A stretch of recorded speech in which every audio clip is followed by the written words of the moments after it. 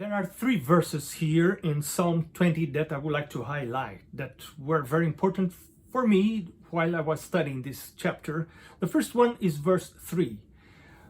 It says, "May he remember all your offerings and accept your burnt sacrifice." That's a new revelation for me. It says that the Lord remembers my offerings.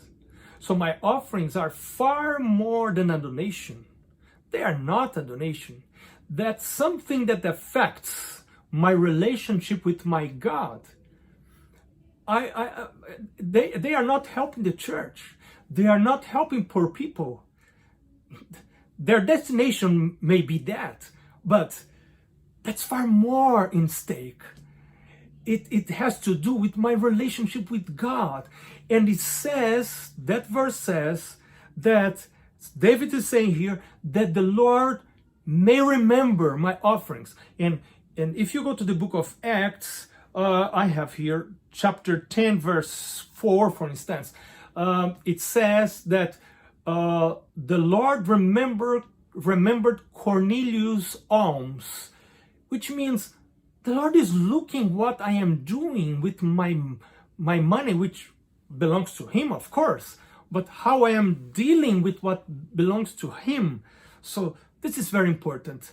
When I go, next time you go to the church, next time I go to the church and I bring my offering, my temptation is to think on what that offering will do here on earth. But now I need to put my thoughts a little bit higher, and while I am giving my offering, I must think on God, and that it is affecting my relationship to Him. The second text is the following verse. Verse 4 says, "May He grant you according to your heart's desire and fulfill your purpose." The Lord is interested in our heart's desire. And He is willing to fulfill our purpose if we pray, and if it will not harm us, if we trust on Him, and if we allow Him to fulfill His will. We may expose our need, our desire, and He's more than happy to fulfill if it will be for His glory.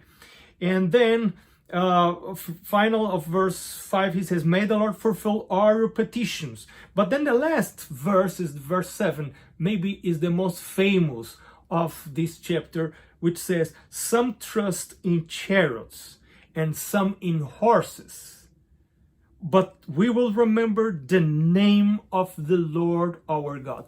Some people, when they go to the battles of life, they like to go to the battle in a very humanistic way, and gathering all the strength that they can, all the power they can gather according to the human pattern.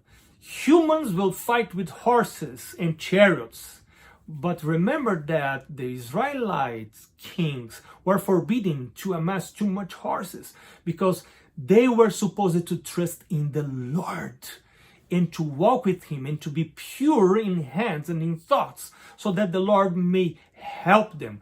Today you are going to, maybe you will face a battle. Every day is a battle. This life is a battle. Trust in the Lord.